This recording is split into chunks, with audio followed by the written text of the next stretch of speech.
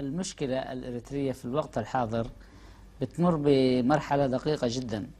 فبعد كفاح استمر 16 سنة وصلت القضية الإريترية إلى مرحلة الانتصار عن طريق الكفاح المسلح، ولكن هذا الانتصار العسكري أيضا تصاحبه مصاعب سياسية متباينة.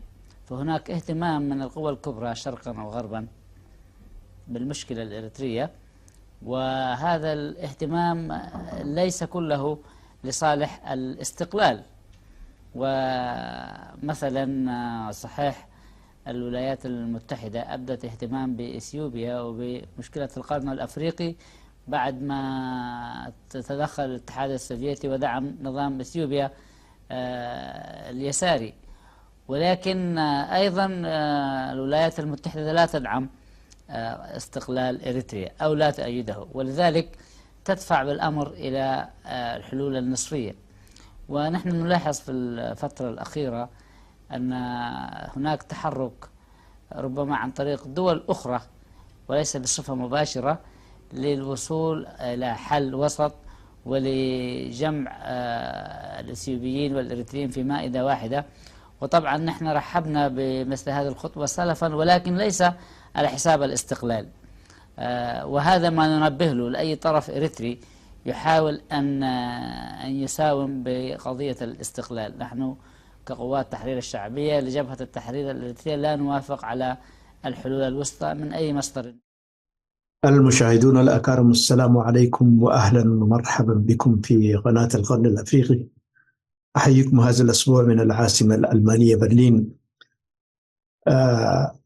برنامجنا اليوم سيكون مختصر في شهور الأربعة الأخيرة.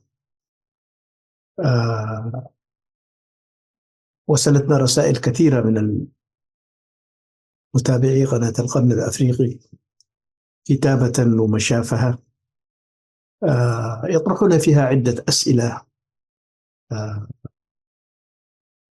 هذه الأسئلة تتعلق طبعا ببرامج التي كنا نقوم بتقديمها في قناة القرن الأفريقي أو فيما نكتبه في وسائل التواصل الاجتماعي.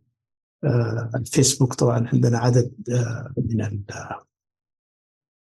3 فيسبوك طبعا باسم وكالة أنباء القرن الأفريقي، والآخر طبعا نيو هورن اوف أفريكا القرن الأفريقي الجديد، وموقع آخر هو خاص يعني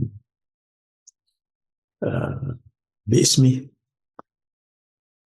فكتابات طبعا متنوعة جدا حسب الأحداث في منطقة القرن الأفريقي، وتتغير بطبيعة الحرب، لكن هناك إشكالية تواجهنا طبعا في برامجنا. طبعا نقدمها بلغات مختلفة، منها طبعا اللغة العربية واللغة التجرينية.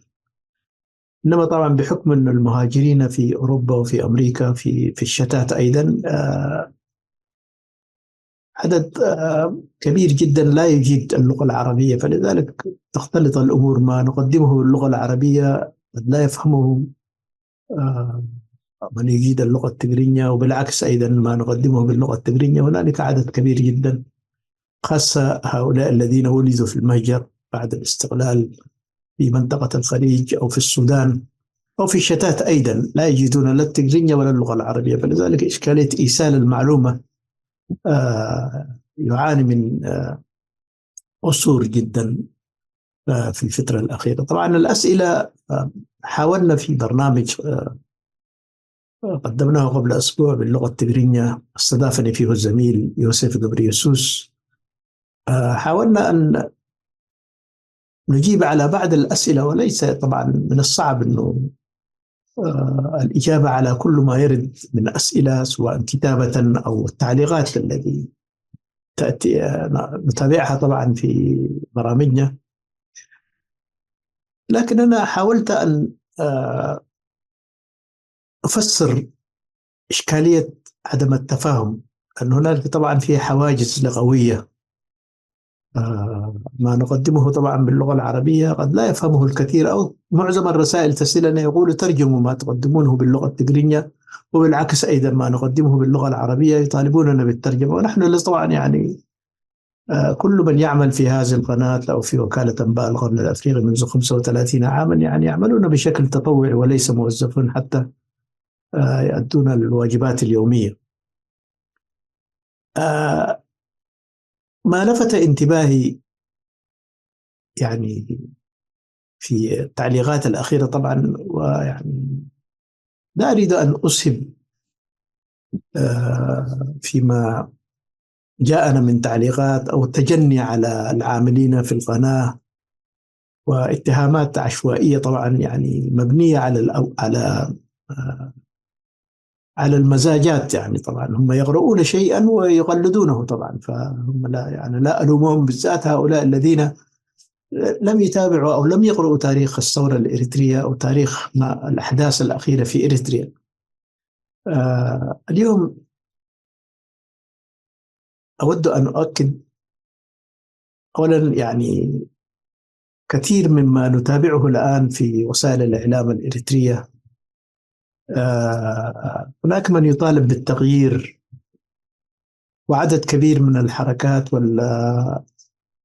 والتنظيمات والأحزاب تم يعني تأسيسها في المهجر تطالب طبعا بتغيير النظام، أو يعني يحاولون طبعا جمع شملهم في سبيل يعني تكوين حكومة في المنفى وما إلى ذلك. كل هذا طبعا يعني، لكن التغيير يعني لا يأتي بالتمني.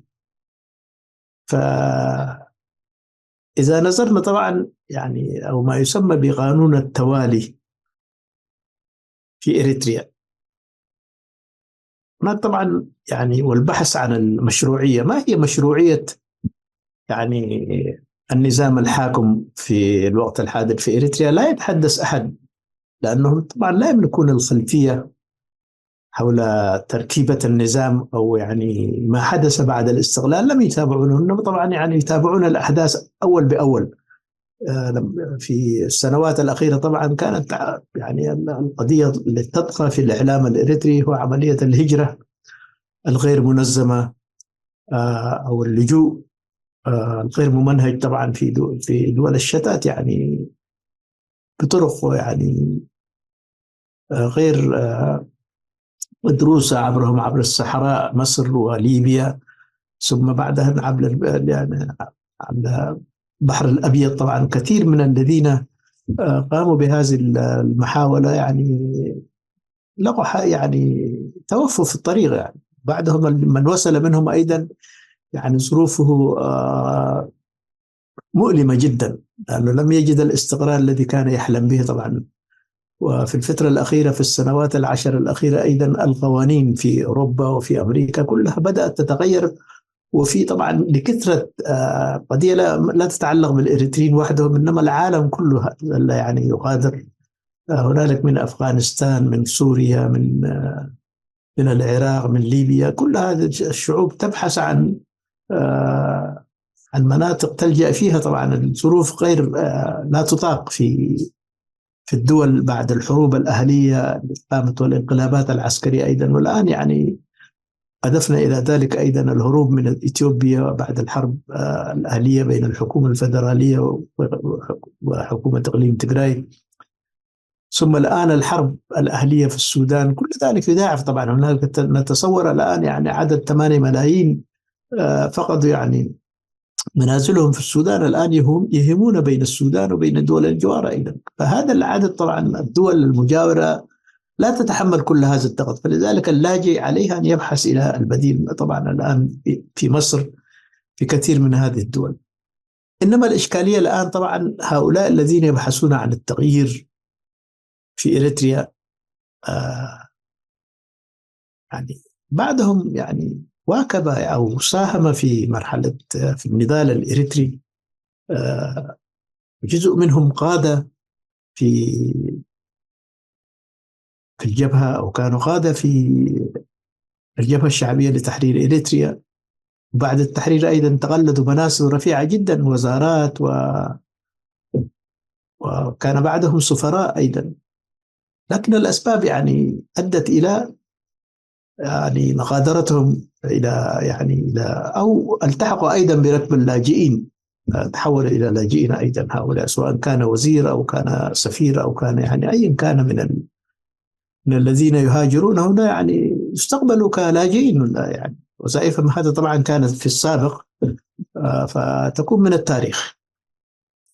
الآن لنعود إلى قانون التوالي وأسباب الإشكالية التي تعاني منها إريتريا. طبعا بعد التحرير مباشرة وحتى يتم الإعداد للدستور، أو بعد الاستفتاء 93، طبعا الناس اتفقت، أو يعني الثوار بطبيعة الحال في كل الثورات في العالم تكون هناك يعني مرحلة انتقالية حتى يهيئ الشعب للانتخابات، وحتى ينتخب من يعني تنتخب المؤسسات التشريعية، ثم الإعداد للدستور. كل هذا تم في إريتريا طبعا في بعد الاستقلال مباشرة. كانت هنالك فترة انتقالية من عام 91 إلى 93، ثم يعني أتى بعدها الاستفتاء، ثم بعد الاستفتاء أيضا هنالك يعني انتخب برلمان وحكومة مؤقتة. مهمة هذه الحكومة يعني تكون يعني محددة، وكانت أيضا محددة أيضا لإعداد الدستور وتهيئة الشعب للدخول إلى الانتخابات، والشعب حتى ينتخب من يمثله في أي سلطة قادمة. لكن الاختيار الذي حدث من قبل الثوار، كما هو الحال أيضا في عدد كبير جدا في أفريقيا، في أمريكا اللاتينية، بعد الانتصار الثوار يختارون الطريقة الأسهل، اللي هو طبعا يقول الشرعية الثورية. هذه الشرعية الثورية طبعا يعني تلغي كل شيء، لا تسمح بالتعددية الحزبية، لا تسمح بالديمقراطية، لا تسمح طبعا يكون يعني هو شبه الشرعية الثورية معنى كده تطبق القانون الذي كان متبع في الثورة، وهو قانون عسكري طبعا. على الشعب أن يؤتمر بما يقرره هؤلاء القادة الذين اختاروا طريق الشرعية الثورية. مع مرور الزمن طبعا يعني في فترة تجريبية، يعني من عام 93 حتى عام 97، 4 سنة من الانتظار والأمل. وطبعا كانت هنالك تحركات مكثفة جدا وحوارات، وأيضا كانت هناك بداية طيبة جدا لإعداد الدستور الإريتري، فجابت يعني وفود انطلقت من إريتريا وجابت العالم حتى تخاطب المهاجرين أيضا، وعددهم ليس قليل. إذا كانت إعداد سكان إريتريا 3,800 ألف حسب الأرقام المتداولة دوليا، حوالي 1,500,000 كانوا يعيشون في المهجر. لذلك لابد من مخاطبتهم وإشراكهم في إعداد الدستور، وتم ذلك أيضا. وأنا أقول يعني من الذين كانوا كمواطن إريتري يشاركون في كل اللقاءات لإعداد الدستور، تم إعداد مسودة الدستور بنجاح بعد دراسة معمقة جدا ودراسة دساتير العالم كلها. فهنالك نخبة من المثقفين الذين هم دراية بسياقة الدساتير، طبعا على رأسهم الدكتور برخت عبد السلاسي، ومعه طبعا مناذلين من الرعيل الأول أيضا شاركوا في إعداد هذا الدستور. وتم يعني كما أعلن أيضا رسميا في العيد الاحتفال بالعيد الاستقلال السابع في إريتريا عام 1997، أيضا تم إجازته من البرلمان الإثيوبي، وتم إعلانه أيضا رسميا في الفدائية الإريترية بأن طبعا الإريتريا الآن عبرت الطريق وصار لها دستور وصار لها جمهور، والآن يعني في إعداد حكومة يعني مؤسسات تشريعية. بعدها بعدة أشهر أو في أواخر في 1997 هناك حصلت يعني خلافات بين إريتريا وجارها طبعا حكومة إقليم تيغراي، أو الحكومة الذين يعني إثيوبيا كانت تحكم من قبل جبهة تحرير تيغراي طبعا على رأسها الراحل ملس زيناوي. فهؤلاء اختلقوا حجة بأنهم طبعا طلبوا إذن أو تصريح من الحكومة المؤقتة في إريتريا لعبور الدخول إلى عمق الأراضي الإريترية بحجة أنهم يتابعون أو يتعقبون بعد الخارجين عن القانون أو بعد المعارضين للنظام. فسمح لهم وفق هذه الاتفاقية الأمنية التي كانت موقعة بين الحكومتين، طبعا ليس إقليم تيغراي إنما الحكومة الإثيوبية والحكومة الإريترية. وقتها طبعا العلاقات كانت تسير بشكل جيد، وكان تنسيق أمني وتنسيق سياسي في كل المجالات أيضا. والعملة كانت أيضا إلى ذلك الحين قبل يعني اختيار إريتريا أن تطبع عملتها الخاصة اللي هي النقفة، كانت طبعا العملة المتداولة هي كان البر الإثيوبي. إنما طبعا كانت هناك برامج مبيتة، أو يعني كان هناك قصد من إرسال قوة عسكرية تتوغل إلى حد مروخ يعني إقليم دكاليا وآنذاك. وبعد فترة طبعا من التعقب كانت مجرد يعني حجة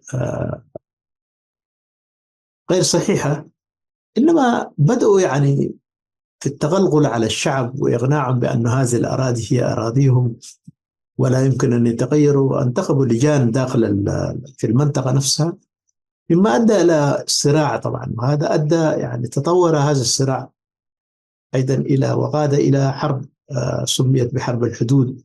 يعني هي مشكلة الأراضي بادمة هي لنا، والإريتريين طبعا هي أراضي إريترية، هذا حسب ما القوانين لجنة الأراضي الدولية طبعا، يعني أو مفوضة الأراضي الدولية أقرت بأن هذا يعني أرض، يعني أرض بادمة تابعة لإريتريا. هذا ما صدر القرار مؤخرا بعد مؤتمر الجزائر سنة 2000، وبعدها طبعا لجنة ترسيم الحدود أتت وأقرت بذلك. إنما كل ذلك يعني الآن طبعا أجت الحجة، يعني الحكومة أو النخبة الحاكمة في إريتريا قالوا نحن في حالة حرب ولا يمكن أن ننفذ أو أن نطبق أو أن نترجم ما وعدنا به الشعب الإريتري، اللي هو طبعا للانتقال من الحكم بالشرعية الثورية إلى الشرعية الدستورية. فقالوا نستمر. إذن المؤمل أنه طبعا الحرب استمرت، يعني كانت حرب صعبة جدا بين الدولتين الجارتين، بين إريتريا يعني ضحاياها كانوا عدد كبير جدا. من الجانب الإريتري ما أعلن عنه 19,000 شهيد، والجانب الآخر أيضا هناك عشرات الآلاف. يعني ناحية في الإعلام الإريتري ما قرأناه حوالي 70,000 يعني كانوا ضحايا من الجانب الآخر اللي هو الجانب الإثيوبي. إذن الآن السؤال الذي يطرح إلى متى، أو الذي كان يتداول في الأوساط الإريترية، ونحن جزء من هذا الشعب كنعمل أو ننشط في المجال الإعلامي، هذه الأسئلة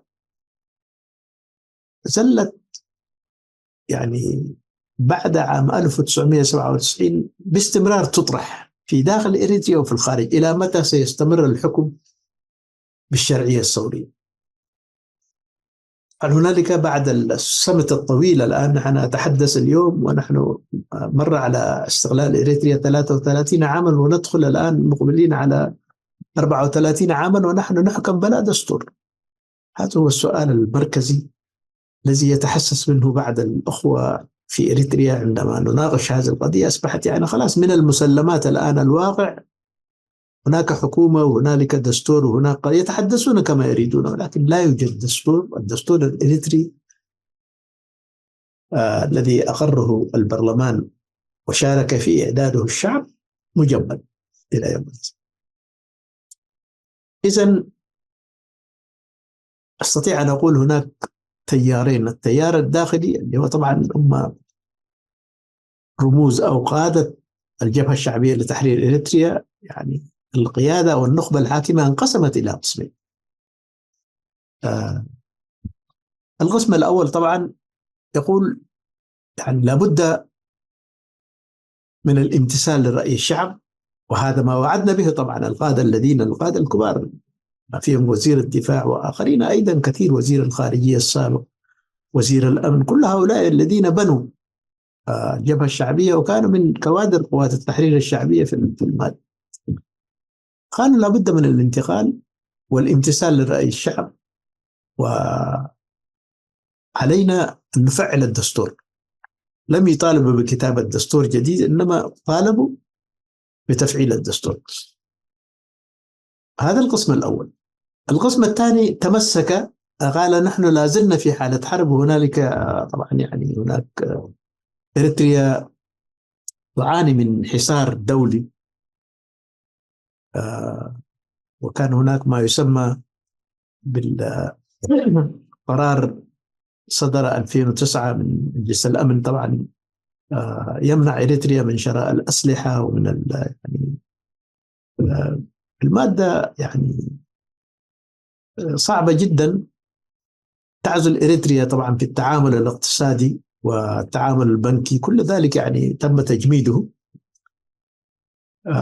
فلذلك تحجوا قالوا نحن في حالة حصار دولي، ولا زالت قضية يعني خلافاتنا مع إثيوبيا وقضية الحدود لم تحسم إلى يومنا هذا، لأن الجانب الإثيوبي رفض قرارات مؤتمر الجزائر ولجنة التحكيم الدولية أيضا في دنهاغ. فعلينا أن نستمر. إذن يعني إلى متى سيستمر؟ والآن الحجج مستمرة لا زالت طبعا. يقال كل ما تطرح قضية الدستور يقولوا نحن في حالة حصار، في حالة حرب. طبعا الحرب يعني في فهم الشعب الإريتري، في ذاكرة المناضلين الذين ساهموا في هذه الحروب كلها، انتهت في عام 1924 شهر 5 مايو 1991 عندما دخلت ثوار إريتريا. هي يعني نهاية للحرب، يعني نهاية الحرب كانت بهزيمة الجيش الإثيوبي وخروجهم مجبرا من الأراضي التي كان يحتلها. وآخرها طبعا من عام 1990 بدأت تحرير مدينة مسوى، والجيش الشعبي كان يزحف لتحرير كل المدن، وتم التحرير. بعدها طبعا يعني كان من المفترض أن تتفرق لبناء دولة ذات السيادة تحكم بمؤسسات قانونية ودستورية، وليس كما هو الحال الآن. إذن إن قانون التوالي مستمر، وتعني كلمة التوالي طبعا يعني الآن يعني ليس هذا فحسب تجميد الدستور، إنما طبعا هنالك قانون التوالي هو السائد. تقسيم المقسم، يعني الشعب الإريتري قسم إلى قسمين الآن، من يوالي النظام الحاكم، أو لنقل الجبهة الشعبية لتحرير إريتريا سابقا اللي هي للديمقراطية والعدالة تحول اسمها في عام 1994. وهنالك الجانب الذي يطالب بتفعيل الدستور، هذا ما يسمونه طبعا بالمعارضين أو بالمنتقدين لأداء الحكومة، لأنه لا توجد معارضة. إن لم يفعل الدستور لا يمكن أن تكون هناك معارضة في إريتريا. إنما طبعا حاصل تحصيل بعد الرفض واستماتة النخبة الحاكمة بأنها ستستمر بالوضع الحالي، طبعا يعني الآن الحقيقة المرة التي لا يريد أن يقبلها بعض الإريتريين هي طبعا الغالبية العظمى غير موافقة فيما هو يعني على الوضع الحالي في إريتريا، ولنقل أيضا غير قابلة أيضا بوجود حكومة غير شرعية لكل هذه المدة اللي هي طبعا الآن بنعبر 34 عاما بدون دستور، بدون مؤسسات حكومية. هنالك طبعا الحكومة تفعل ما تشاء، تصدر قرارات وتوقع اتفاقيات دولية وإقليمية كما تريد، لكن كل هذا يعني باطلة. إذا نظرنا إلى كل ما تم من حروب، كل ما الحروب اللي قامت في إريتريا أحيانا تكون ضد اليمن وضد جيبوتي وضد يعني إثيوبيا، وأيضا أحيانا كانت ضد السودان، يعني كانت غير عسكرية إنما يعني حروب سياسية.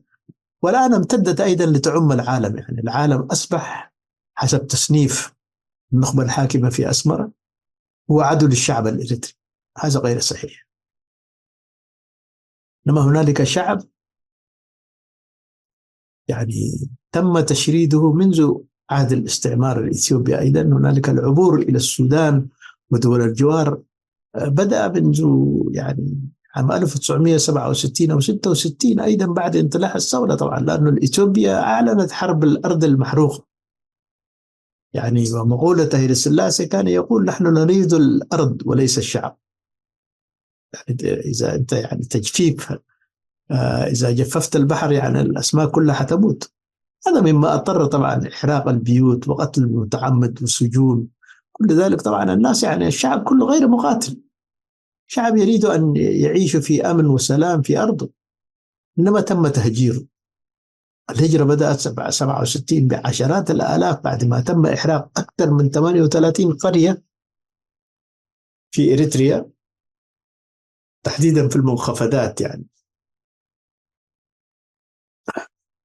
الحل الوحيد الهجرة كانت سكان المرتفعات يعني بدأ يهاجر إلى إثيوبيا وإلى تيغراي، سكان المنخفضات يهاجر إلى السودان، ومن السودان أصبحت الهجرة أيضا تمتد إلى اليمن، إلى جيبوتي، إلى دول الخليج. كل هؤلاء الناس لا طبعا رب ضارة نافعة.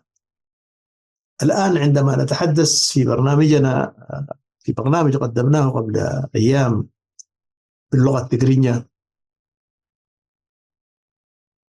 احتج البعض في ذكر جزئية جدا. يعني لقاء كان أجراه الزميل أبو بكر عبد الله الصايغ مع مواطن سوداني من أصول إريترية. فأثناء قبل اللقاء يعني حاولت أن أتحدث أو أسلم على الضيف الذي يعني ضيف قناة القرن الأفريقي، هو من آل شنقب. يعني أسرة آل شنقب معروفة طبعا في إريتريا. لما طبعا جده هاجر إلى السودان بقصد العمل، لأنه طبعا المناطق كلها متاخمة للسودان. كانت هناك رحلة الشتاء والصيف في يعني الرعاة يهاجرون طبعا عندما تكون يعني في الصيف في الشتاء إلى السودان، ويعودون طبعا في الصيف إلى إريتريا، وطبعا قبائل مشتركة.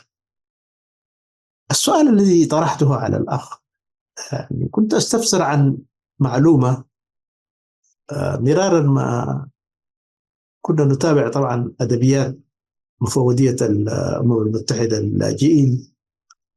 ففي الستينيات كان العدد يعني يقدر ب 150 ألف لاجئ إريتري في شرق السودان.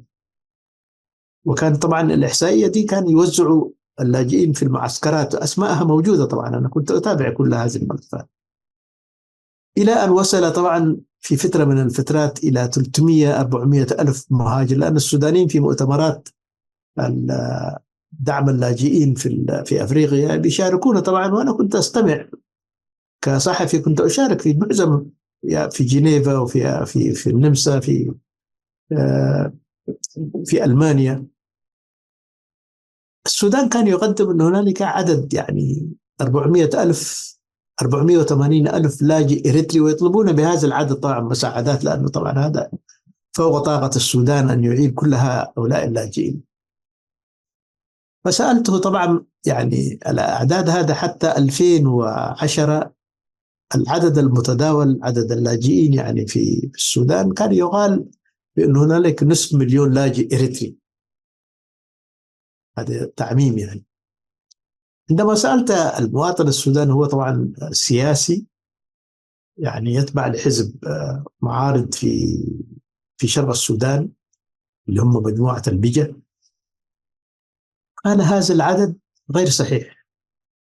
لأنه قال من الستينيات القرن الماضي أجدادهم، قال أجدادنا عندما هاجروا بقصد العمل والدراسة إلى السودان قد يكون كان العدد إلى 400 ألف 500، لكن الآن وصل عدد الإريتريين أو السودانيين من أصول سودانية 800 ألف مواطن إريتري. يعني ولائهم لإريتريا، إنما يقيمون الآن يحملون كغيرهم من المهاجرين الإريتريين الذين انتشروا إلى العالم، يحملون طبعا جوازات أوروبية وأمريكية وأفريقية أيضا. يعني في كل الشتات لا تجد بلد إلا وفيه إريتري هاجر قبل 30 و40 سنة. الآن طبعا لا أقول اندمج، إنما يحمل جنسيات الدول التي هاجر إليها. عندما ذكرت هذا العدد طبعا بدأت الحساسية، يقول هذا اختلاق وهذا فتنة وهذا يعني خلق مشاكل غير موجودة. إذن أنا أريد أن أسمع من الحكومة أو من يؤيد الحكومة أيضا كم عدد الذين اللاجئين السودانيين الذين بقوا، ويعني الآن يعني الجيل الثالث ولد في مخيمات اللاجئين، منهم طبعا المهاجرين الآن في العالم. وهنالك أيضا معلومة موثقة أخيرا، اتحاد الطلبة الإريتريين في السودان، آخر زيارة لي كانت عام 1979 هناك. سألت طبعا، زرت اتحاد الطلبة السوداني الإريتريين في الخرطوم، وسألتهم عدد الخريجين أو الذين حصلوا على شهادات عليا في السودان، فكان العدد آنذاك 20,000. وقيل لي أيضا هنالك حوالي 10,000 الآن في الثانوية، وسينتقلوا من الثانوية إلى يدخلوا الجامعات، جامعة أفريقيا، كل الجامعات الإسلامية، كل الجامعات الموجودة في السودان. إذن تصور هذا العدد الآن بعد التخرج هاجر إلى بريطانيا، أمريكا، إلى الدول العربية، إلى دول الخليج كلهم. هم طبعا هناك الآن من هاجروا، هذا 20,000 طبعا من الذين تلقوا التعليم في جامعة السودانية وهاجروا إلى دول مختلفة جدا، أمريكا وأوروبا، أيضا توالدوا، أسسوا أسر، وأبنائهم اليوم لا تجد بيت إلا وفيها 4 خريج، أطباء، محامين، في مختلف التخصصات الآن في أمريكا، في أوروبا، إذن عدد الذين يعني أبناء اللاجئين الذين هاجروا هناك أكثر من 100,000 خريج. كل هذه الروايات التي نستمع إليها والمسرحيات التي نشاهدها على الأرض، هؤلاء طبعا في إحصائية الدولة غير موجودين. هناك طبعا الدولة تراهن في من هم داخل إريتريا، وهؤلاء الذين يتربون في معسكر ساوا اللي هو طبعا يعني عسكرة المجتمع. والتحصيل العلمي طبعا في معسكرات الجيش يعني هو محدود جدا. الآن الدراسات كلها يعني بعد السن السادس عشر ينتقلون إلى ساوا بقصد الدراسة، لكن لما يقولوا في ساوا طبعا هو معسكر للتدريب العسكري، هناك بزي عسكري تدرس وتتخرج أيضا بشهادة يعني مدرسية، ثم تتخرج أو في نفس الوقت تؤدي واجبك كمجند عسكري هناك. طبعا هذا يعني إذا بعدها تنتقل، لا توجد جامعات هناك. وفي إريتريا طبعا هنالك ما يسمى بالمعاهد في عدهلو، في أيضا في مدن مختلفة كثيرة. هذه المعاهد طبعا تخرج ناس لا يحصلون على شهادات جامعية، ولا هنالك تخصصات حتى تخرج أطباء. ما في الكفاءات وما في الإمكانيات، لأن البلد كلها محاصرة كما يقال. فلذلك يعني المجتمع الإريتري الآن الموجود في الداخل هو حاصل تحصيل، يعني مجتمع يعني يستطيع أن يدافع عن السيادة الوطنية كما يقال. لهم الكفاءة العسكرية العالية جدا، يعني التركيز هو في التدريب العسكري. إذن الخلاف الآن يأتي هذه الطبقة الذي بالظروف يعني اضطرتها للهجرة المبكرة، هذا العدد الكبير من المستقبل. أنا أقول يعني حصرت 100,000، لكن قد يكون هناك غيرهم عشرات الآلاف الذين تخرجوا أيضا باجتهاد خاص جدا، لأن الهجرة في الستينات القرن الماضي لم كان يعني بعدهم كان بهدف يعني يحصلون على منح دراسية في عهد حكومة هيل السلاسي، وخرجوا طبعا كطلبة. في روسيا، في أوروبا، في إيطاليا، كل هؤلاء الذين بمنح إثيوبية درسوا وتخرجوا، وعدد كبير جدا يعني تخرجوا، يعني آه، أطباء، وعندنا طبعا قانونيين. عندنا حتى مثلا في أمريكا تجد الآن يعني خبرة الإريتريين هي لا يستهان بها، دخلوا في برلمانات في البيت الأبيض، يشاركون إدانة الآن في نيوزيلندا وفي ألمانيا، برلمانيين من أصول إريترية. لماذا؟ لأن بلدهم لم تستوعب. هنالك في حساسية مفرطة جدا من كل خريج ومن كل مثقف إريتري يعيش في المهجر. الآن هؤلاء طبعا الموضة أو الإعلام المنفلت الذي نشاهده الآن يصنف هؤلاء طبعا كناس نفعيين وناس غير صالحين، وناس طبعا يعني اختاروا آه العيش في الشتات ولا يريدون العودة. يعودون كيف؟ هؤلاء طبعا يعني الآن عشرات الآلاف من الإريتريين يعيشون في أفريقيا. أفريقيا ليست أحسن من إريتريا. يتحدثون الآن من أوغندا ومن رواندا ومن جنوب أفريقيا. ورواندا لا يوجد بها ديمقراطية حتى تقول مثلا يعني هم في أمان. يعني الحكومة تقرر كما تريد، ممكن تطردهم قدر، ما في هناك ثوابت. إذن السؤال الذي نطرحه في برامجنا نحن، القوانين في العالم بدأت تتغير، وأنا أتحدث الآن من ألمانيا، من أصعب الظروف التي يمر بها المهاجر الإريتري أو غير الإريتري هنا في هذا البلد احتمالات يعني تعديل الدستور أيضا. حتى هؤلاء الذين حصلوا على جنسيات ألمانية أو يعني الآن في ألمانيا، أتحدث عن ألمانيا، قد يغير الدستور بأن في أي مخالفة، ومنها طبعا يعني مذكور الآن في الإعلام أو في القوانين الجديدة اللي قاعدين يتصدر، الشخص إذا ثبت بأنه هو خان الدستور، البلد الذي أعطت منحته الجنسية، أو تعامل بدخل سري مع جهات أجنبية، أو أفشى بأسرار هذه الدولة التي يعيش فيها، أو ظهر أنه يعادي هذه الدولة التي منحته الجنسية، هذا يعني القوانين الجديدة الآن تعد لسحب الجنسيات من هؤلاء الناس الذين يتعاملون. الذين طبعا غير ملمين بكل هذه القضايا، يريدون طبعا العيش ويعملون كما يريدون، يخالفون القانون ويعملون أمور تخالف القانون. إذن الإشكالية دول الخليج الآن، يعني مثلا يعني في السعودية سعودة الوظيفة يعني من البلد، هم حق يعني هناك أكثر من 17 مليون أجنبي يعملون في السعودية. والآن طبعا السعودية أيضا عدد السكان ارتفع،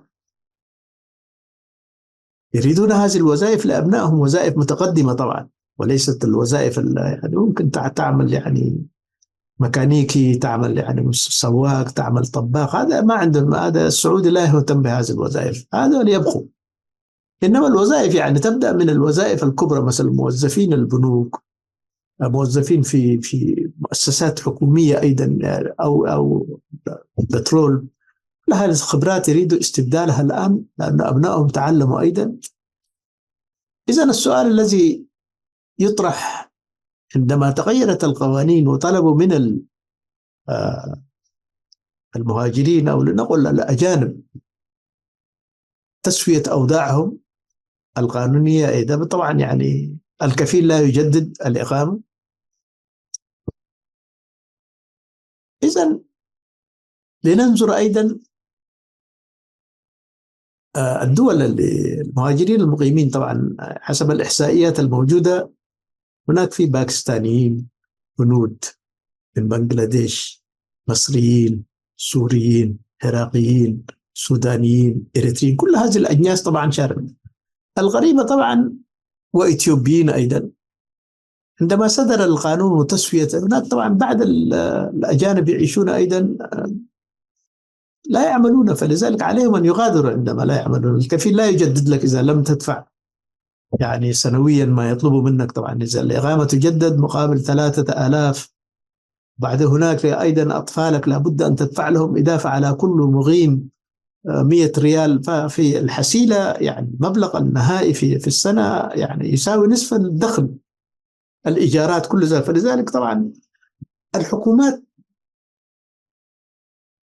المذكورة، المصريين طبعا ما عندهم أي مشكلة، وهو يعمل في السعودية يكون بنى بيته، وله طبعا تواصله باستمرار سنويا، يسافر مرتين أو ثلاثة، وارتباطه بشكل يومي مع أسرته.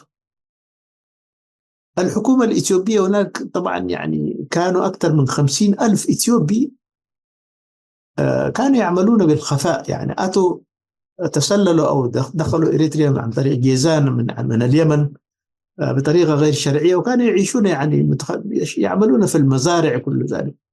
الحكومة الإثيوبية عندما سمعت أو السفارة تدخلت مباشرة، هنالك خصصوا أكثر من 10 أو 20 طائرة تقل هؤلاء الناس أو تعيدهم إلى وطنهم مكرمين معززين، وشعبهم استقبلهم بالزهور ورحب بهم، وهنالك أعطيت لهم الأولوية حتى يعني يحصلوا على عمل وينسوا طبعا يعني مصر رحبت طبعا بأبنائها. باكستان والهند كلهم يعني عادوا إلى دولهم الآن طبعا. وعملية يعني بعد 60 عاما منع أيضا تجديد، خلاص يعني الإنسان عندما يصل هو سن التقاعد هناك في السعودية 60 عاما لا يجدد الإقامة، خلاص يعني أما تقادر البلد، وإذا لك إمكانية أو ابنك من يعيدك هناك يتركوه. أين ذهبوا الإريتريين؟ عندنا حوالي 90,000 مواطن إريتري الآن يعيشون في مصر في انتظار أن يتم تهجيرهم إلى أوروبا وإلى كندا وإلى أمريكا. لماذا لا يعود هؤلاء؟ أنا أبدأ بنفسي، لماذا لا أعود أنا؟ هذا طبعا يعني كثير من الناس يتحسسوا، رغم أنني طبعا عملت موظف أو يعني كدبلوماسي في الحكومة الإريترية، لكن لا يستطيع. كيف تفهم إخوانك أو أقرب الناس إليك؟ طبعا ما جعلك طبعا يعني تعمل مع الحكومة، وما جعلك تتخلى من العمل مع الحكومة. طبعا الإنسان لا يمكن أن يتحدث عن المرارات وعن، لأنه إحنا كبتنا، وأنا في قبل يومين كتبت مقال أقول فيه طبعا جاملنا ما فيه الكفاية على حساب رفاقنا في النضال، على حساب أهلنا وشعبنا.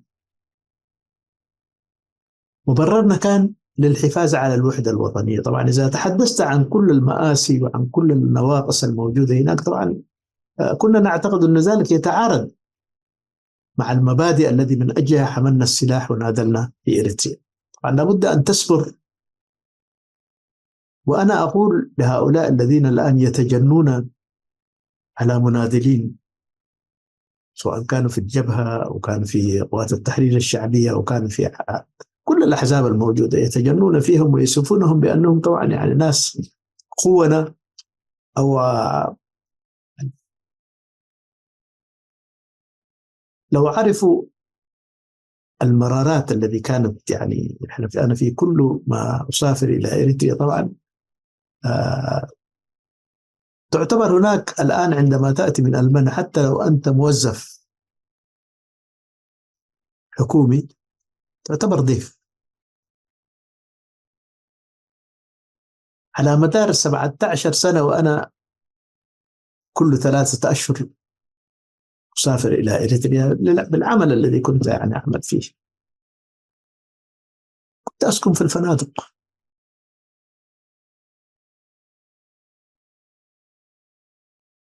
مجرد سؤال تقدمه هناك الجهات المعنية، طبعا يعني هناك لجان مسؤولة عن الأراضي وما يسمونه بالطيسة، طبعا يعطوك أرضية كمواطن إريتري.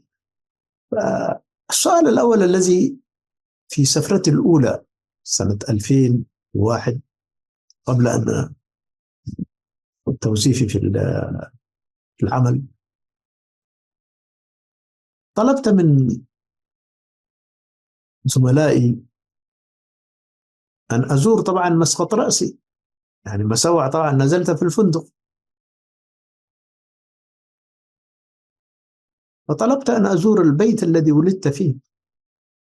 هو تبعد يعني ضاحية حطملو، يعني تبعد 3 كيلومتر من مدينة مسوع. فذهبنا هناك، وجدت يعني طبعا البيوت هدت بعد تحرير مسوع طبعا، ولم يعني لم يعد أحد حتى يهتم بترميم البيوت أو حتى يسكن. أصبحت يعني أطلال كما هو الحال في مدينة مسوع. فسألت سؤال، قلت يعني أريد أن أرمم مع بقية إخواني طبعا هذا البيت، بدل أن أكون دائما أسكن في الفندق. يعني لعل وعسى حتى أشعر بأنني ولدت في هذا البلد وأنا نادلت من أجل تحرير هذا البلد. أقل ما أستطيع أن أفعله هو ترميم بيتي أو إصلاح بيت.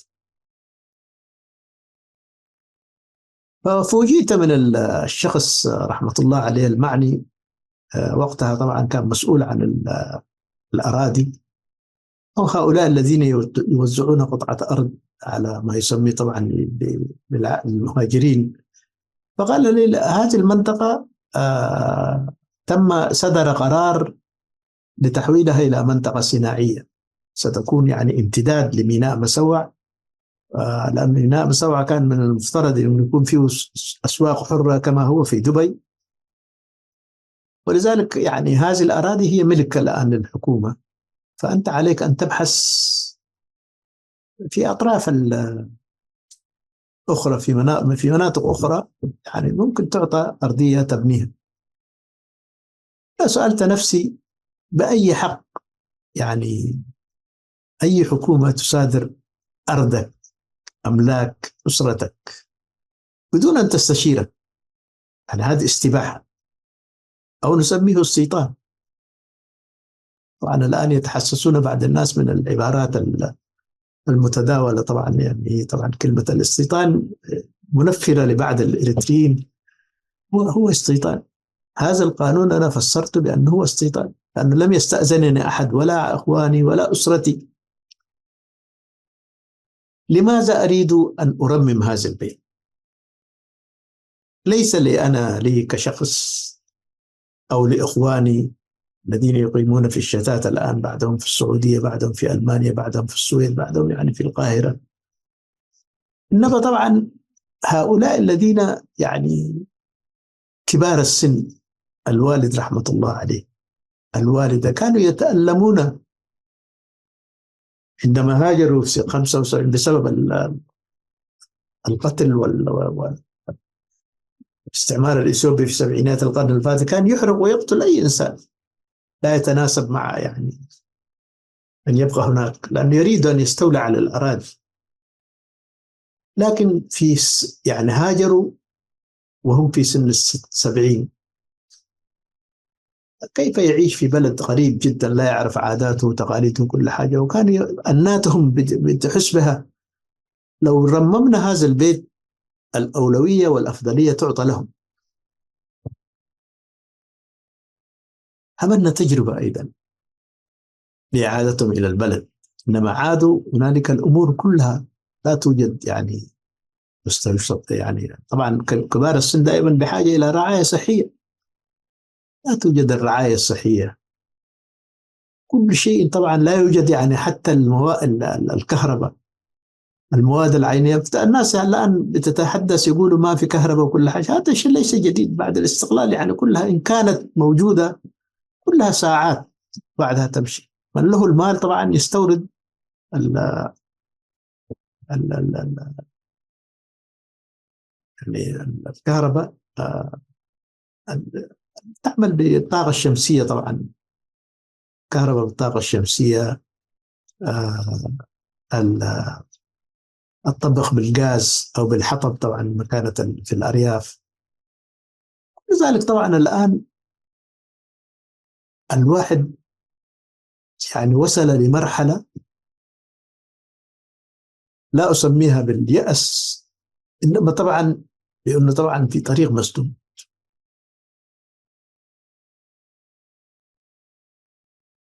بيتك مسادر.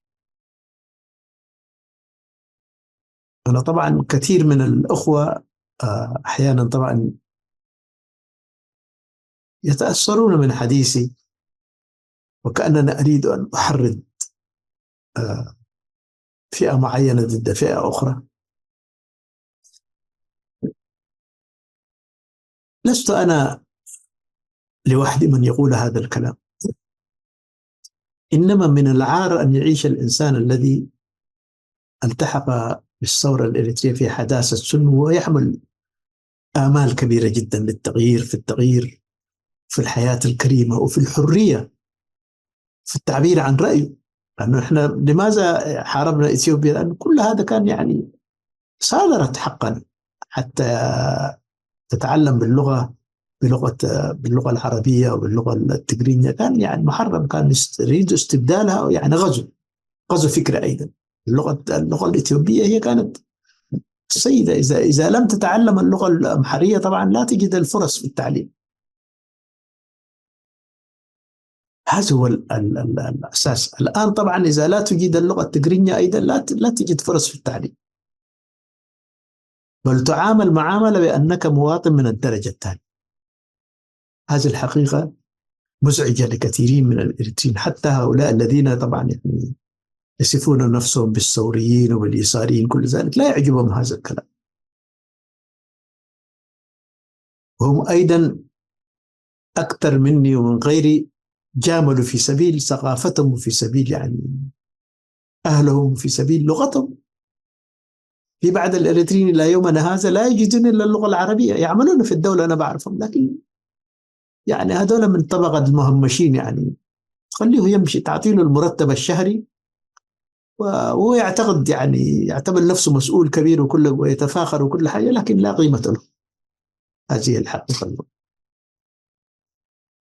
من يرفض طبعا العيش ذليلا، ومن يرفض في بلد أن يكون مواطن من أنا طبعا شعرت وأنا في مسقط رأسي بأنني غريب. إذن الإنسان اللي يشعر في بيت اللي ولد فيه أنت، أنا لما زرت يعني مسقط رأسي وبلد وشفت يمين ويسار كل جيراني، يعني قرية بكاملها تم محوها من الخريطة.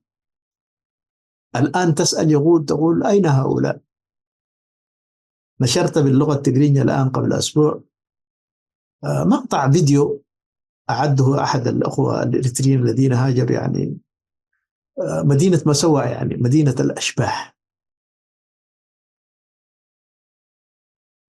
أنا لا ألوم الحكومة لماذا لم تجدد هذه المعلومات، يعني أملاك نداء واحد أو بيان واحد يعني كان حيغير المعالم هذه كلها. لأنه الإريتريين لا ينتظرون طبعا حتى يأتي كوريا الجنوبية أو يأتوا الإيطاليين عشان يعمروا بيتنا ويبنوا لنا منازل جديدة. بالعكس، الإريتريين عندهم إمكانيات يعني لا يتصورها الإنسان. كيف أنا يسمح لي أن أشتري بيت في ألمانيا وأسكن فيها، ولا يسمح لي في بلدي في مسقط رأسي أن أبني بيت؟ كل شيء يعني أصبح أوتوماتيكيا ملك للحكومة. إذا تريد أن تبني البيت عليك أن تحول المبلغ للحكومة، وهي الذي تشرف على بناء بيتك بالمواصفات الذي يرونها هم طبعا، ليس أنت. لا تختار كيف تريد أنت، لا بالعكس. يعني هذا قوانين قد تكون تطبق في الصين وفي بعض الدول العالم هذا، يعني نموذج واحد، حتى الحذاء واحد وملابس واحد وشكل بيوت واحد، كل ذلك هذا يريدوا أن يطبقوا يعني يقلدوا تقاليد. احنا بيوتنا غير ذلك، نبني بيتنا من الطين. إذا مختصر الكلام، يعني أنا قد استفز بعض الأخوة أنا لما بدي أقول بعد المتابعين اللي أنا لا أعرفهم بالشخصيا، إنما طبعا قناة القرن الأفريقي تأسست قبل 4 سنوات في فترة جائحة الكورونا. عندما توقف العمل آه، هدفنا إلى وكالة أنباء القرن الأفريقي الذي كان يعني كان إعلام المكتوب. كنا نعمل عبر الإذاعة، عبر الجرائد والمجلات، إنما هذا العهد انتهى. قلنا ننتقل أيضا في منصة اليوتيوب وبرامج يعني مسجلة ومباشرة. فمتابعين هذه القناة والمشتركين فيها 23,400 شخص، ويرتفع العدد بشكل أنا أشوف كل أسبوعين 100 شخص يعني يضيفون ويتابعوننا طبعا كل الوقت. لكن إنتاجنا طبعا الآن تأذى أو تقلص كما يقولوا باللغة العربية، لأسباب أن الحرب النظام طبعا لم يقصر في محاربته لقناة القرن الأفريقي أو لوكالة أنباء القرن الأفريقي، والنعوت والتهم الكثيرة الموجهة بأننا أصبحنا يعني ضد الوطن، وأصبحنا طبعا يعني نحن لسنا ضد وطن. أنا قاعد أتحدث عن أحداث واقعية طبعا لا يطيقها الإنسان. اليوم طبعا قد أطيل، ربما أكون أطلت على المشاهد، إنما أستطيع أن أقول بأن هؤلاء الذين الآن يعتقدون بأن إريتريا هي ملك لهم يستطيعون أن يفعلوا ما يريدون. هذا يعني وهم، والدليل على ذلك من جربوا قبلهم أيضا بنفس العقلية طبعا، فئة معينة أو نخبة تحاول السيطرة على مفاصل الدولة، على ثروة البلد، على مصادرة أراضي الناس، على يعني كما يريدون. المسألة يعني حسب منذ عام ونصف من 1956 نفس الشيء حدث في السودان. كانوا يسموها طبعا يعني البلد تحكم بالسيدين، آل المهدي والمرغنية. طبعا هؤلاء كان عندهم يشاركون حتى في كل الانقلابات اللي حصلت إذا لم يباركوا تبارك الأسرتين أيضا من أيام عبود. وطبعا تفرعت بعد كده أضاف عليهم طبعا بعد يعني كلها قبائل الشمال. والسودان متعدد الأعراق، هناك أكثر من 70 لغة وأكثر من 200 قبيلة وعادات مختلفة جدا.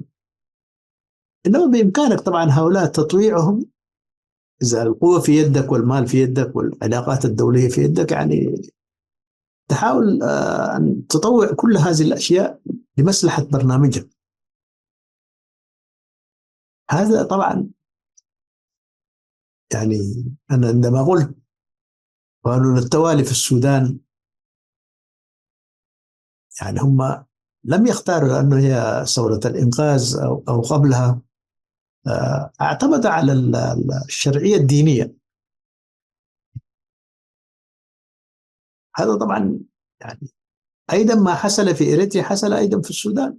هناك ناس المهمشين أو الذين صدرت حقوقهم رفعوا صوتهم، بدأ من جنوب السودان ما أدى إلى انفصال جنوب السودان بعد حرب يعني تكاليفها كان حوالي 2,000,000 من السودانيين من الجانبين يعني قتلوا في هذه الحرب. الآن أصبحت جنوب السودان دولة مستقلة.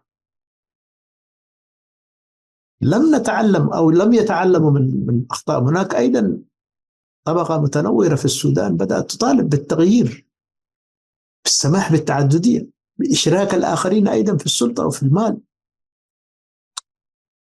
حتى الجيش أشبه يعني جيش عقائدي. كل هذا الرفض يؤدي إلى انفجار. الآن طبعا الناس بيسلفوا الدعم السريع بأنه مش عارف هذول متمردين وخارجين عن القانون وشادين وأجانب وكل ذلك، كل التغطية. الدعم السريع هو جزء لا يتجزأ من الحراك الكبير الموجود، لأنه يعني المهمشين طبعا كل الأحزاب السياسية وغيرها والشعب السوداني عامة في الداخل والخارج ليس الدعم السريع، إنما مهمش. لا أريد أن أذكر الأقاليم الآن، أقول دارفور وشرق السودان وما إلى ذلك، كل السودان مهمش، حتى الشمال هو مهمش بنفس المقدار. الآن طبعا عندما نتحدث عن إريتريا لا أريد أن أقول أقليم البحر الأحمر والمرتفعات والمنخفضات، كل الشعب الإريتري مهمش. إذن الحل الوحيد هو تغيير النخبة. أنا أقول الآن،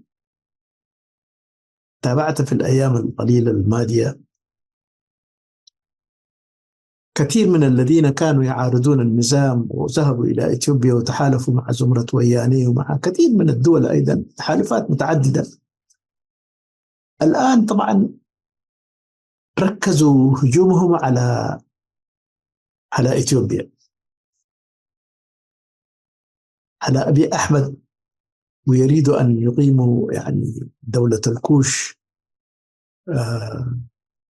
تتكون من العفريين ومن الأورومو وما إلى ذلك. كل هذه التفصيلات أنت يعني تتفلسف وتحلل.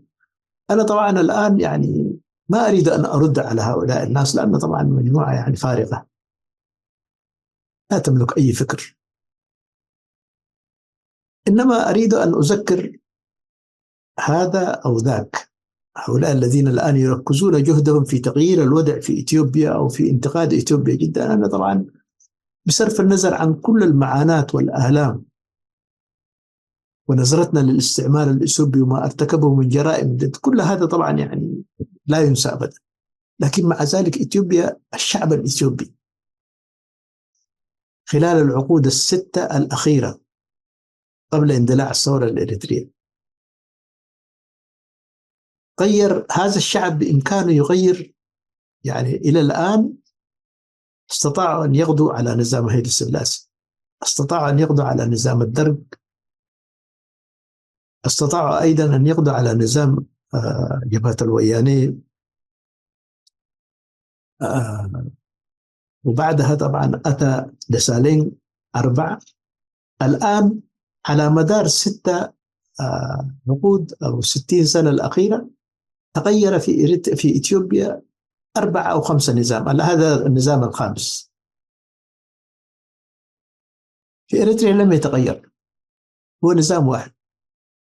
كل المحيط الجغرافي في السودان أيضا حكومات سقطت وحكومات أتت، كل ذلك المهدي وغير المهدي والنميري، كل هؤلاء الناس موجودين.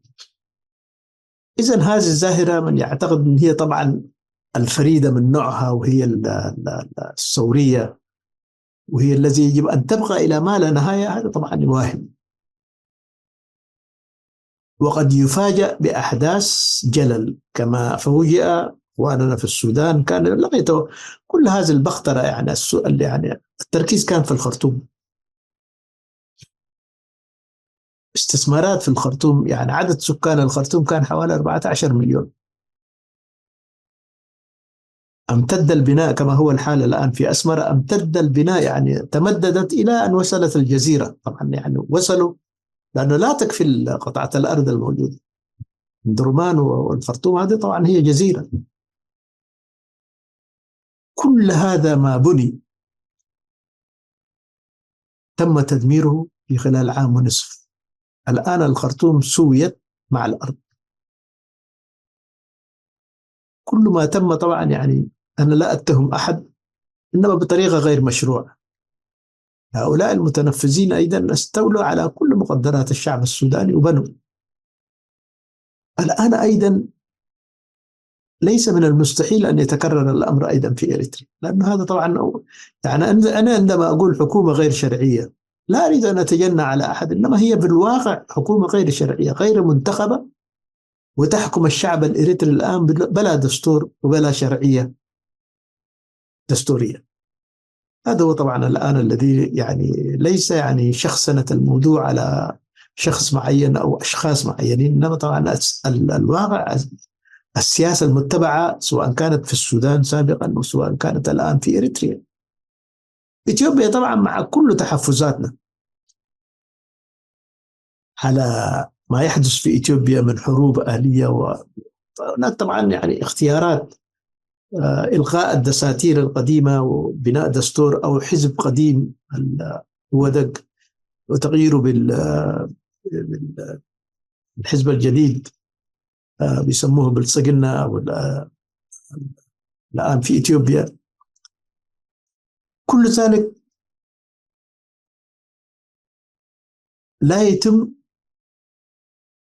باختيار نخبة معينة جدا، هي قد تتكتك من الخلف وتعمل دعاية وكل حاجة ولها إمكانيات، لكن هنالك طالما وجود برلمان ورئيس منتخب، حتى لو كان الانتخاب يعني شكليا، إنما طبعا العالم كله يشاهد عندما ينتخب الرئيس من الشعب أو من الأحزاب الموجودة طبعا، وعندما ينتخب رئيس البرلمان ورئيس الدولة، يعني هذا كل شيء معلن ويتابعه.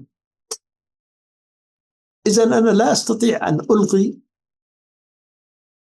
ما اختاره الشعب الإثيوبي أو غيره من الشعوب. أي انتخابات يعني معلنة، وإن كانت يقولوا طبعا هي غير واقعية، لا بالعكس، هذول الناس يقفوا أمام يعني وسائل الإعلام العالمية وهم طبعا ينتخبوا رسميا من البرلمان.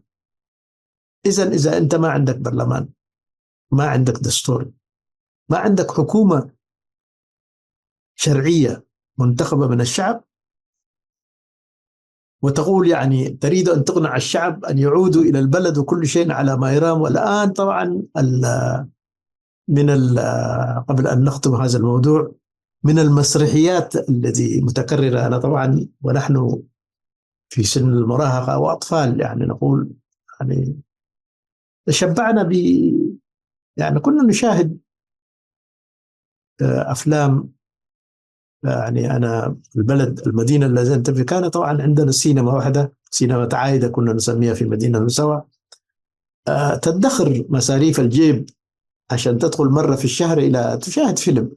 من الأفلام التي طبعت في دماغنا أنا يعني جاي لنا كان فيلم مازر إنديا، أو فيلم يعني فريد شوقي في مصر، أفلام العربية كلها هذه بالتناوب كنا نشوف كل هذه الأفلام. إذا أنت هذا الفيلم الذي شاهدته قبل 50 سنة لا يمكن أن تنساه. هناك أيضا الآن في إريتريا أفلام يعني هي شكل يعني المسلام، هي قصة خيالية طبعا. من الأفلام الخيالية الآن في إريتريا كل 5 سنة يظهر فيلم، وعندما تشاهده تتذكر أفلام مازر إنديا. من هذه الأفلام طبعا أو القصص الخيالية في إريتريا، فجأة يعني ترى تحرك سياسي يعني يخص بعملية الاستثمار. يقال لك فجأة أنه التلفزيون يصور وفود أمراء يأتوا من السعودية ويزوروا مناطق معينة جدا، ويقال لك أن كل هذا يعني الآن إريتريا ستتحول إلى سيبنى هنا فنادق كبيرة جدا والسياحة ستنتعش وكل ذلك كله. يعني بعد 6 أشهر طبعا الموضوع يكون يعني يأخذ في طي النسيان كالأفلام طبعا القديمة للتسلية. بعدها يأتوا يعني يقول لك طبعا الآن قطر، حتى الجزر الإريترية النائية هذه طبعا دهلك وما دهلك سيبنى فيها طبعا منتجعات سياحية جدا، وهذا يأخذ 6 أشهر وينتهي. يقول لك بعد ذلك الآن ستأتي الصين ستعيد يعني بناء ميناء مسوع وتوسعته، وهذا الميناء يعني سيتحول إلى سوق حرة يعني ينافس دبي. ويشرح لك أنه ميزانية طبعا خصصت هناك 400 مليون و600 كغرض يعني بإريتريا. طبعا بموجب هذا الإعلان الناس تتسابق في بناء يعني عمارات في مساوئ، وحصلت طبعا بعد الإريتريين استثمروا أموالهم وادخرهم كلهم يعني مع بعض، وبنوا يعني يتسابقوا، اللي عمل يعني مطعم، اللي عمل فندق، اللي عمل منتجع، اللي عمل طبعا مكانة دايفنج للسباحة. بعدهم أيضا بنوا فنادق، لأن إريتريا عندما أو مسوع عندما تتحول إلى سوق حرة كما هو الحال في دبي الآن 20 يوم 20 سنة، العمارات اللي بنوها يعني تحولت إلى خرابة. طبعا هناك في أراضي مالحة جدا، الآن يعني يحاولون أن يحافظوا عليها باستثمارات إضافية. الكهرباء طبعا ما موجودة، وسائل المياه كلها متعطلة ما موجودة، أو الصدأ، يعني أراضي مالحة طبعا هناك طبعا يكون لابد أن تجدد حتى مثلا مرافق الموجودة هناك حتى تشتغل، استثمار إلى استثمار، وحتى الاستثمار لا يمكن أن تستثمر أكثر مما استثمرت. كل هذا 20 عاما ونحن يعني نشوف كل هذه الأفلام، على الأرض لم يتحقق شيء.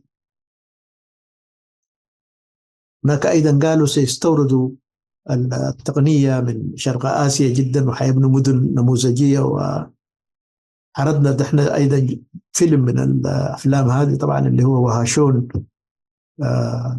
بناء يعني على الطريقة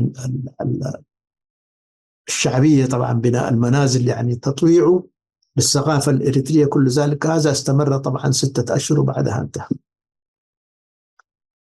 الآن طبعا نختم هذا اللقاء اليوم. ما ذكرته باللغة التقرينية أيضا أثار حساسية، وأنا هذا ليس من عندي. هناك شاب طبعا يعني موجود في إثيوبيا، يعيش في إثيوبيا، هو من مجموعة من الذين هاجروا أو أسرته هاجرت إلى إثيوبيا، بيسموهم الأميش. عندها طبعا دولة طبعا من أصول إريتريا لكن إثيوبيين، يعني يجيد اللغة التقرينية، وكل فترة بيأتي بمعلومات من أين يستقى. هذا طبعا موضوع يعود له ليس له، يعني نقل بشرى للشعب الإريتري، وتحديدا الآن طبعا يعني اختار نقاط معينة جدا في برنامجه هذا. قال أنه يعني الإيطاليين أتوا، ربط الموضوع بزيارة الرئيس لإيطاليا، والآن الوفد الإيطالي الذي أتى وقابل يعني وزار يعني معظم المناطق الإريترية مسكنة في مسوع ليشاهد يعني الأرضية الموجودة. فقال الآن قرروا الإيطاليين سيبنوا مدينة جديدة في منطقة حددها أيضا يسموها عشا قلقل، اللي هي طبعا يعني تبعد من أسمر حوالي 3 على طريق مندفرة 3 أو 4 كيلومتر. عشا قلقل هي مساحة طبعا الآن بدأت يعني أسمرة تتوسع حتى المباني وصلت إليه، لكن ستبنى مدينة نموذجية تنافس دبي. ده طبعا دبي دائما مقرونة، يعني مرة سنغافورة والآن دبي. ما لفت انتباهي أيضا قال يعني زيارة الرئيس إلى جنوب كوريا، ستأتي شركات الآن وعدت بأنه تحويل قرقسم اللي هو الشواطئ الموجودة من مدينة مساوة حوالي 3 كيلومتر أيضا باتجاه قرار، قرقسم هذا كلها ستتحول إلى فيلل فاخرة جدا، يعني ستكون منطقة استجمام. يعني هو لم يقولها، إنما طبعا مسوع جديدة ستنمو طبعا بالتمويل بتاع كوريا الجنوبية إلى ذلك. الذي لفت انتباهي في هذا طبعا هو طبعا شيء خيال وتمنيات، الواحد يتمنى أن تكون كل هذا يعني حقيقة. طبعا نحن لسنا يعني ضد إعمار إريتريا وإعادة إعمارها أو تطويرها، لا بالعكس، إنما يعني الأوهام القديمة يضاف إليها هذا الوهم. لكن الخطورة في الموضوع من أين أتى بمعلومة تقول بأنه هناك استثمار، لا أدري الجهة روسي أو صيني، سيقوم ببناء سكة حديد، طريق سكة الحديد يعني القطارات، يوصل ميناء مسوع بأسمرة، ومن أسمرة إلى مغالي عاصمة إقليم تجراي. هذا طبعا الآن كثير من الناس كخبر يعني مرور الكرام كما يقول. لكن إذا حاولت أن تحلل ما يتم طبخه في نار هادئة جدا، وأيضا كثير من وسائل الإعلام الآن بدأت تبرز هذا الجانب الذي يطبخ في نار هادئ. منهم طبعا هندي له تحليلات حول أفريقيا طبعا باللغة الإنجليزية، كان بيحلل الوضع الآن في إقليم تجراي، وباختصار شديد يقول أنه قيادة الجبهة الشعبية لتحرير تجراي اللي هم بيسموهم طبعا حوحات أو يعني TPLF انقسمت إلى قسمين. بداخل هذا الحزب يقول تيارين: تيار قوي بقيادة دبريسيون الذي طبعا الآن هو يقود الحزب، والتيار الآخر يقود جيتاتشو ردا اللي هو طبعا رئيس حكومة إقليم السودان. يصف بأنه قوته دبريسيون، وهذا طبعا رجل يريد السلام مع إريتريا، هذا الوصف. لا عفوا، هذا طبعا يريد حلحلة القضايا والخلافات مع الحكومة الفيدرالية في إثيوبيا، يريد السلام. يعني هو يعني وصفه بأنه يعني يمشي الآن في خطة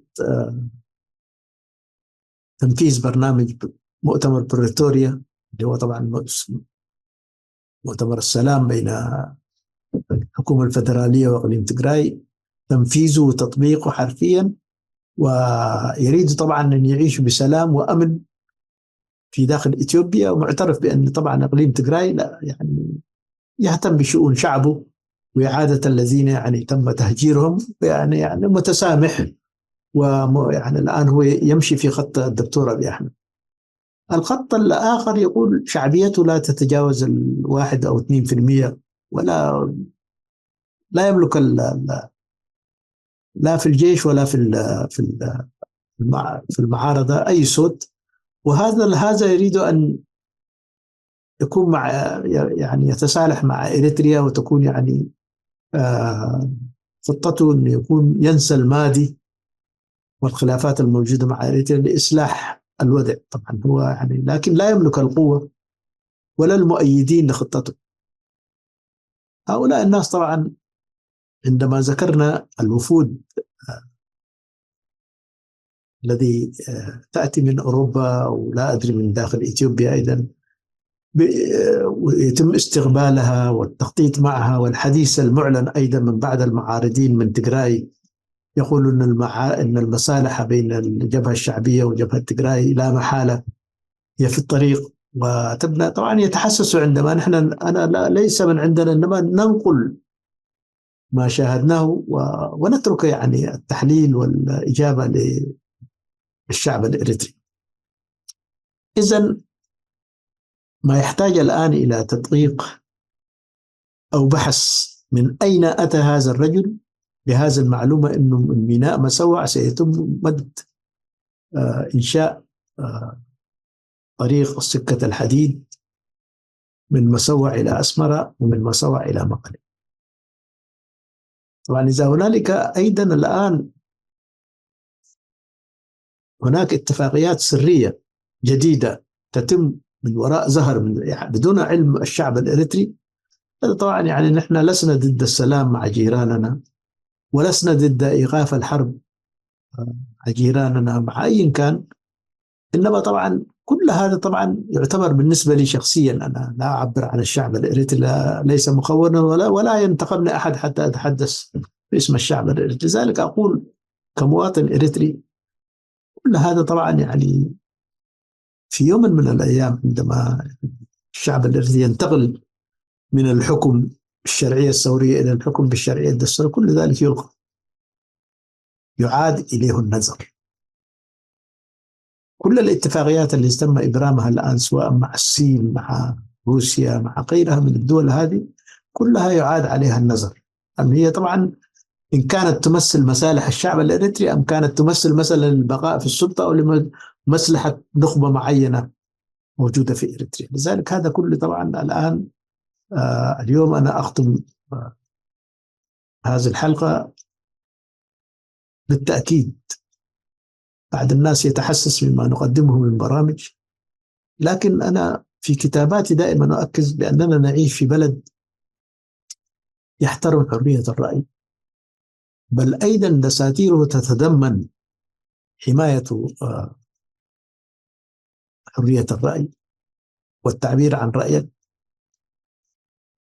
فلذلك أنا طبعا عندما أتحدث هنا لا أخالف القانون، قانون البلد الذي أعيش فيه، إنما إذا إريتريا تتحسس والحكومة الإريترية وأنصارها يتحسسون من ذلك هذه مشكلة لا تعنيني.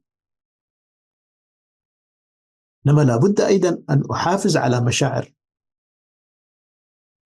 أهلنا في إريتريا بكل تركيبتهم الاجتماعية بكل القوميات. أيضا عندما أتحدث علي أن أحافظ أيضا على مشاعر الآخرين. بالمقابل أيضا ذكرت في إحدى مقالات الآن نحن طبعا كل هذه السنوات لم نثبت، إنما طبعا كنا نراعي الظروف، نراعي طبعا إذا أنت يعني ترى أمامك انقسامات كل واحد يفكر بطريقته الخاصة ويأسس طبعا حركات وتنظيمات كلها يعني متضاربة ضد بعضها. فأنت إذا مثلا تحدثت عن شيء سلبي تنكى هذا الجراح أو تضيف على آلام الشعب الإريتري ألم. فلذلك كنا يعني حفاظا عن الوحدة الوطنية نثبت. أختم الكلام يعني الآن طبعا حان الأوان لتغيير هذه الاستراتيجية، أو يعني الصمت هذا طبعا صمتنا أكثر من 40 عاما،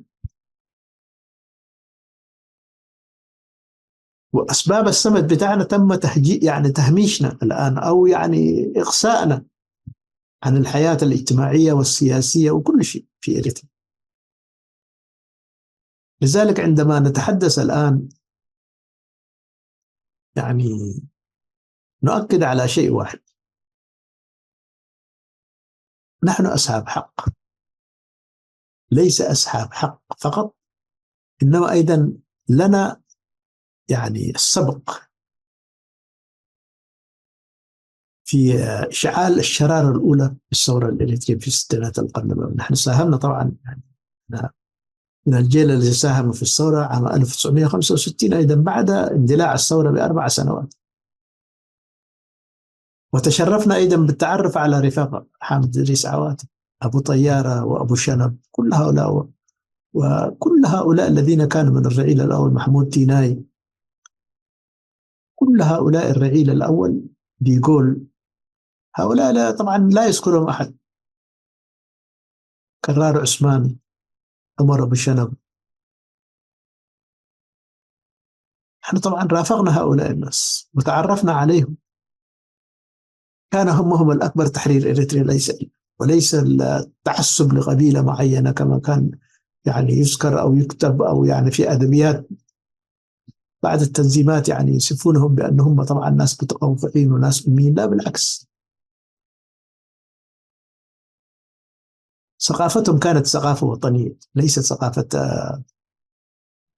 مدارس والجامعات، وكل ثقافة وطنية تربى عليها وترعرع عليها. وكان عندهم إن لم يقوموا هؤلاء الناس بإطلاق الرصاصات الأولى إلى يومنا هذا كنا حنرزح تحت الاستعمار السوري. بهذا أقول لهؤلاء الذين يعني تربوا بكنف الجبهة الشعبية ويعتقدون كل من لا ينتمي للجبهة الشعبية هو قريب، كما يقول الآن أخواننا في السودان، كل من يختلف معهم في الرأي وفي السياسة هو تشادي أو أجنبي أو يعني مرتزق. هذه السياسة أبينا أم رضينا ستتغير، وعندها لا ينفع الندم. الحل الوحيد الذي نطالب به ليس نحن نأتي في السلطة ونعاقب الآخرين، إنما بالحقيقة أن تسود في إريتريا العدالة الاجتماعية والمساواة وعدم احتقار الآخر. طبعا هناك الناس بترفع شعار شعب واحد وقلب واحد ويتحدثون كثيرا عن القوميات التسعة. لا، كل هذا أنا ذكرته في إحدى البرامج، ما هو إلا مسرحيات. على أمر الواقع هذا لا يوجد. وذكرت أيضا بالدليل القاطع، لأنني كنت أعمل في داخل الدولة الإريترية وزرت بل وأجريت يعني مع كل الوزارات في عام 2011 مع وزارة التعليم، مع وزارة المياه، مع وزارة الإعلام، مع وزارة السياحة، مع وزارة التعدين. أجريت أيضا مقابلة مطولة جدا في عام 2011 مع الرئيس الإريتري السياسي بعرف.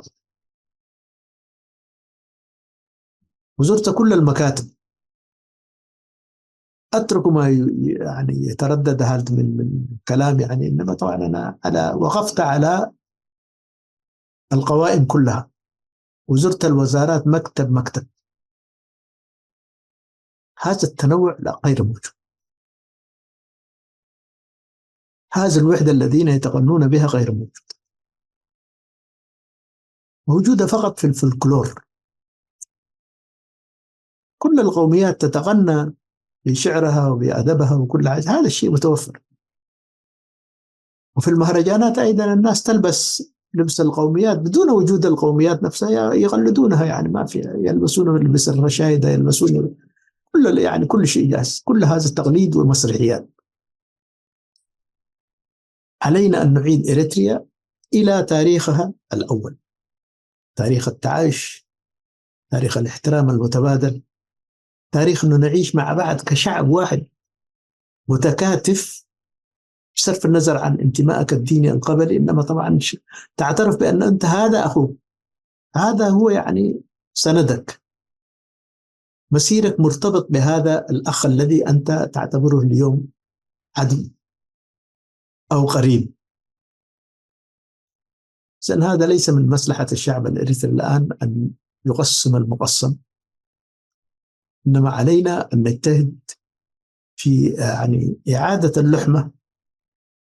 وهذا طبعا المشاكل اللي حصلت بسبب يعني تنطع بعض الناس واعتقادهم أنهم أقوى وأفهم من غيرهم. هم لا يفهمون شيئا، لا يفهمون حتى التاريخ. عندما تتحدث مع هؤلاء الذين الآن النخبة الحاكمة وزرائهم وما لا يفقهون التاريخ أبدا. لم يقرؤوا التاريخ لأن ما عندهم فرصة حتى يقرؤوا هذا التاريخ. إريتريا يعني عندما تدخل أو تزور مع السواق مع بعض الأصدقاء إريتريا من الأجانب، السؤال الأول يسألوك طبعا عن المكتبات.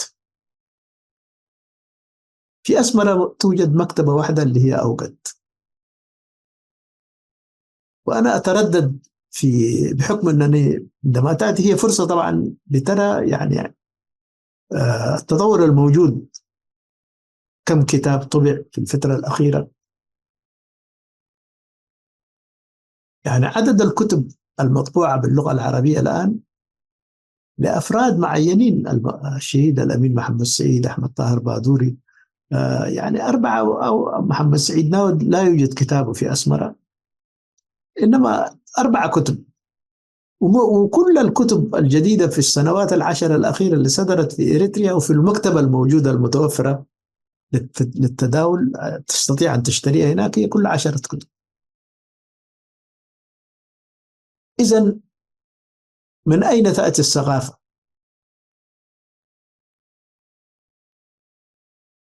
إذا الكتب ممنوعة، إذا المجلات ممنوعة، إذا الإعلام موجود ممنوع، إذا الإنترنت مقطوعة، إذا الكهرباء مقطوعة، كل ذلك من أين يأتي هذا العلم؟ العلم الوحيد الموجود هو في ساوى. العلم الوحيد الموجود هناك تعمل دورة في نقفة، دولة الكادر، من أيام آه، تاريخ النضال، من سبعينيات القرن الماضي الناس تتدرب في هذه المدارس. المدارس كلها كانت تابعة ابتداء من مدرسة زيرو أيضا في الساحل، كلها تابعة للجبهة الشعبية، فكر واحد واتجاه واحد. وإذا هذا الجيل الذي تربى في ثقافة واحدة وفي برنامج سياسي واحد في اتجاه واحد وفي لغة واحدة، لا يمكن الآن أن تقول أنه نحن متساويين وعندنا حرية وكل حاجة. بعدين الآن طبعا حتى لا نظلم الآخرين أيضا في تحليلاتنا، يحاولون أن يتداركوا، أن يصححوا بعض الأخطاء. الآن لا يتحدث أحد لماذا الآن بدأوا يهتمون بتدريس اللغة العربية من 2021، قبل 3 سنوات قامت اللجان، والآن يقولوا هذه اللغة لغة دولية ولا بد، إحنا أخطأنا في إذا نعطي هؤلاء الذين يبدؤون الدراسة أو الثلاثة، هم الفصل الثالث، حتى يستوعبوا هذه اللغة سنحتاج إلى 20 سنة في المستقبل إذا استمروا. اكتشفوا أيضا الآن بأنه وحدة المسلمين مع المسيحيين أيضا بتقديم برامج يحاضر فيها القساوسة والمشايخ هناك مع بعض، ويقولوا ويتغنون بأن وحدتنا في سلام ونحن المسلمين والمسيحيين نتعايش ونتبرع لما بعد كل ذلك. هذا الاكتشاف أتى متأخر ولا يمكن أن يغير أيضا، لأن هذا الاكتشاف أيضا يعتمد على الفكر الذي سبق وأن ذكرته، فكر الجبهة الشعبية في تحرير إريتريا. هذا القسيس ودرس في نفس المدرسة، الشيخ درس في نفس الموقع، وهو أيضا إضافة إلى كل ذلك يمتثل أن مرتبه من الحكومة ومن الجبهة الشعبية، كل هذه مؤسسات تابعة للحكومة. لذلك أنا في ختام قضية الشعب الإريتري ما ختمت به، ما الشعب الإريتري يريد أو يحلم أن يحل مشاكله بيده بنفسه، وليس باقتراحات تأتينا من الخارج أو سواء كان من دول الجوار أو غيره أو من هذا النظام الحاكم. هذا الاقتراح الذي يأتي يصب في مصلحته. كل الاقتراحات وكل المحاولات التي يقوم بها هذا النظام أيضا من أجل البقاء في السلطة، ليس لمصلحة أن أنا أتآخى مع أخوي وأعيش بسلام وأعيش معزز ومكرم في بلد. كل ذلك غير وارد. هناك طبعا في آلة تسيطر في كل حركتك، ومن يوم ما تدخل البلد هناك طبعا هناك جهات أقرب الناس إليك، القريبة طبعا هو ليس سر، أقرب الناس إليك ومن تربيت معه ومن نادلت معه هو أكثر من يراقب حركاتك، ماذا تفعل مع من تحدثت وأين دخلت وأين مع من التقيت. كل هذا طبعا والتقارير ترفع لجهات غير مجهولة. لهذا أنا لست حريصا بالدخول في التعمق في مثل هذه القضايا. والتأخر كما ذكرت طبعا برامج تأخرت، كثيرين اشتكوا بأن برامج تأخرت ولماذا لا تقدموا برنامج باللغة العربية وما إلى ذلك. نحن طبعا ليس موظفين، إنما نعمل بما نستطيع، ولسنا لا نملك الإمكانيات حتى نوظف الناس أو نشتغل. هذا ليس مؤسسة حكومية، إنما عملنا هو تطوعي ونقدم ما نستطيع كل ما أتيحت لنا الفرصة،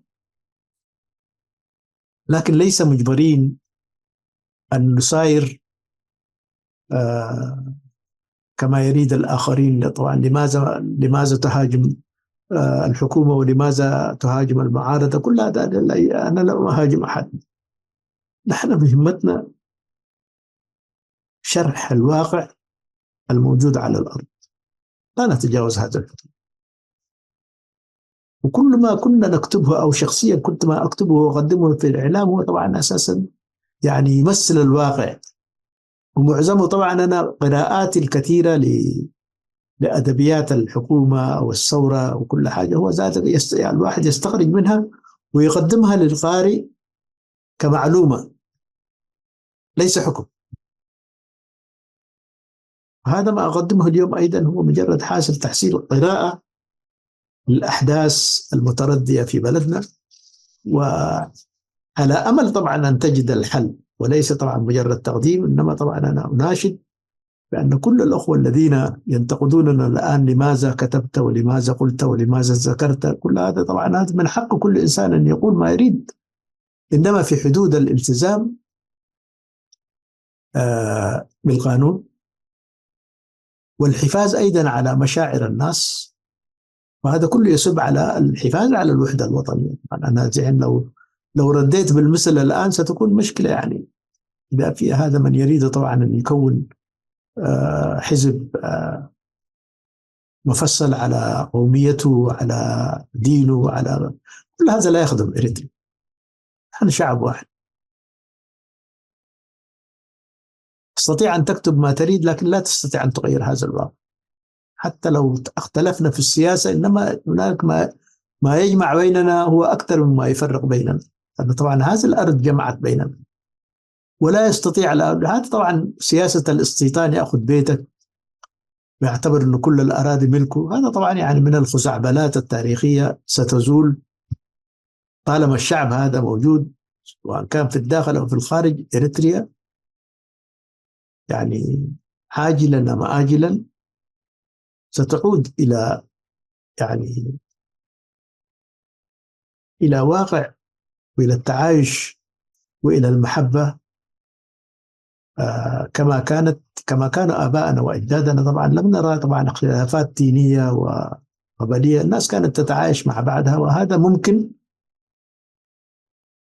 إذا الكلمة الأخيرة أقول إذا امتثلنا، إذا عملنا معا لتأسيس دولة المؤسسات الدستورية وليس دولة النخب ودولة العناصر المنقلقة على نفسها تعمل في الخفاء. دي طبعا يعني بيسموها بيسموها الدولة العميقة. طبعا الدولة العميقة ما تعرف أولها على آخرها.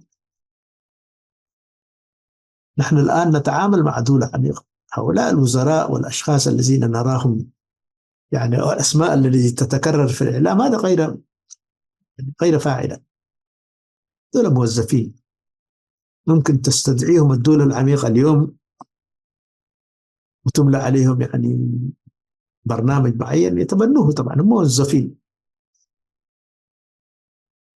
الموظف لدى الحكومة ما عنده يعني هو ما عنده الحق على أساس يسن قوانين أو يتصرف كما يريد، إنما ينفذ هذا البرنامج الذي يأتي من الدولة العميقة، وأنا كنت أحد المنفذين لهذا البرنامج. الآن قلت حان الأوان لتظهر الحقيقة ليس لي. حتى ألقاكم في برامج أخرى أنا وزملائي فريق البرنامج، استودعكم الله، السلام عليكم ورحمة الله.